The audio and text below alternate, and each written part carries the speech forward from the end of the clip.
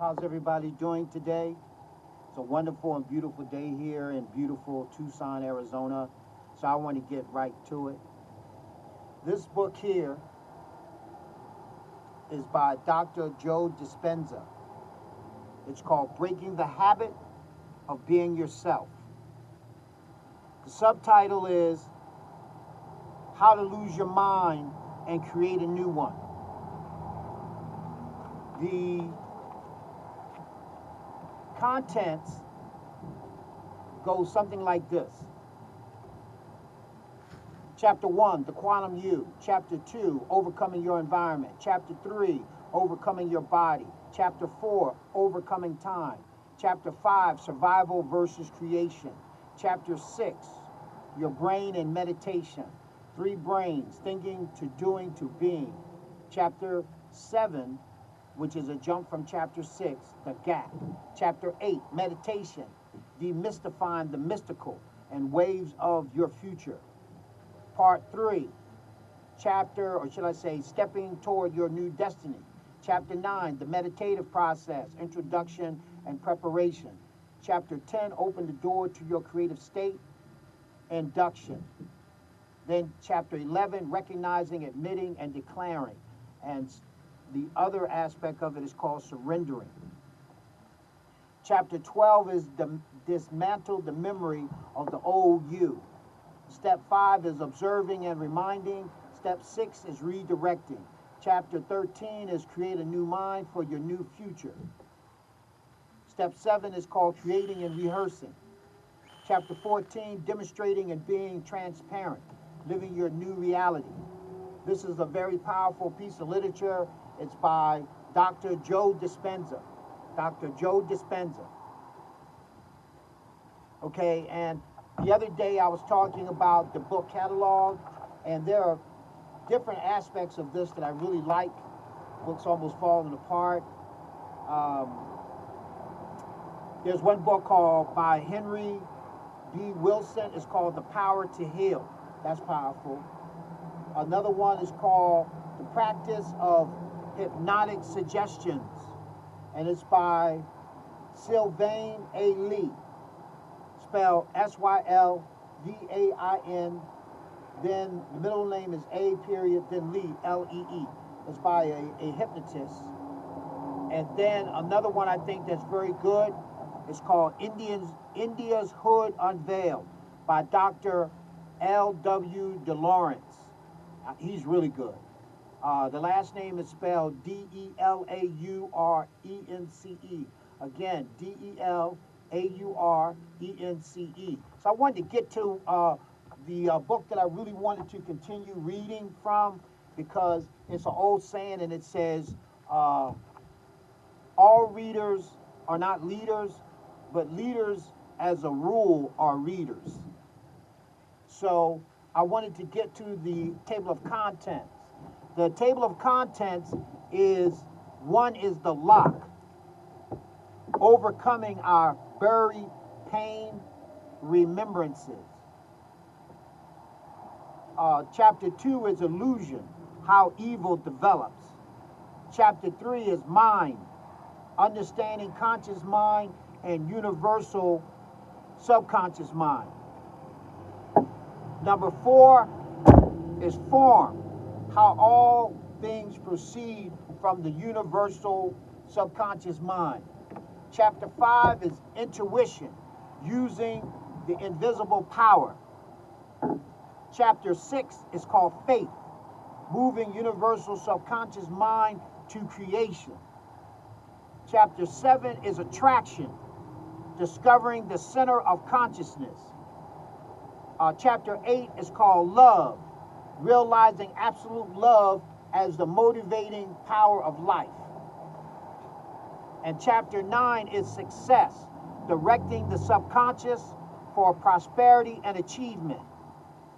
Chapter 10 is health, using the perfection of subconscious for the perfection of body.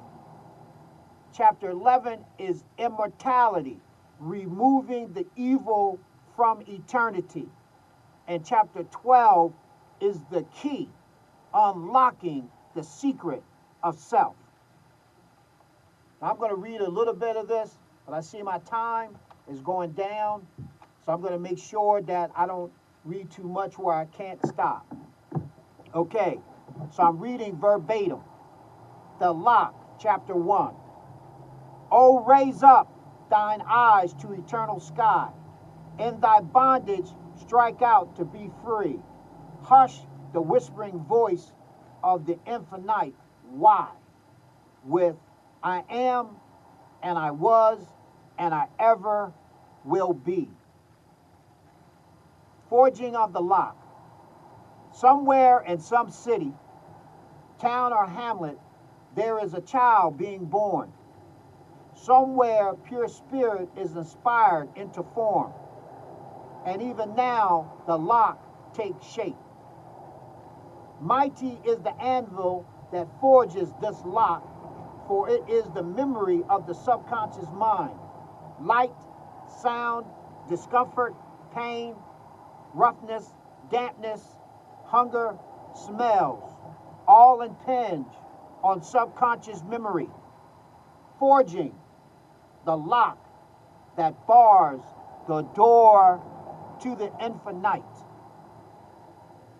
There is something both sad and beautiful about this. Sad because it seems sad to see spirit deny itself. Beautiful because self-determination is beautiful.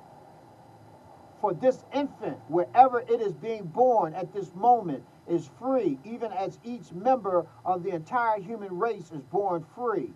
Free to determine his or her destiny, free to discover the source of his or her being and the immensity of his or her power.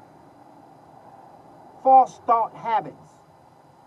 Why is it, you may ask yourself, that the great mass of humanity lead drab and colorless lives, concerned only with fear, frustration, and insecurity?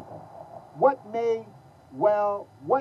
you may well wonder is the point of this scheme, and to which you have been drawn through no volition of your own, from which you will soon depart, a microbe in a microcosm, a pinpoint on a pinpoint, a flicker and a flash of light. These thoughts are products of your conscious mind, and it could not be otherwise, for only the conscious mind remembers its beginning and looks forward to its end. The world, said Wordsworth, is too much for me. Circumstance shapes our destiny, and this should not be so. There is a source which can raise the human soul above all circumstances, but how few people use it. Do you know this man? John Jones was born in San Francisco in 1906. His parents were immigrants and his father was a laborer. John grew up in a modest circumstance and was a child during the First World War. His father was drafted and killed overseas, and the burden of support of his mother and his two smaller brothers fell entirely on John's shoulders. Following the line of least resistance, John became a day laborer. Each week his paycheck went to his mother. Later, when his brothers were able to contribute to his mother's support, John continued at his job as a laborer. He was, as he thought, unable to do anything else, and the full blame for his lost fortune or future he laid at the doorstep of a cruel fate, personified in resentment towards his mother. When he was 42, John developed a brain tumor and spent the later years of his life bedridden, partially paralyzed, dying at the age of 48. Does this sound like one of the children to whom, as Jesus put it, it is the Father's good fortune to give the kingdom? Does this sound like a free soul expanding into conscious cosmic power? It most certainly does not. Multiply John Jones by 1,000,000, and 1,000,000 times it does not. Yet John Jones was using the same power as Einstein, Homer, Plato, Lincoln, Emerson, Buddha, and Jesus. My time is great. I'm going to get with the rest of this tomorrow.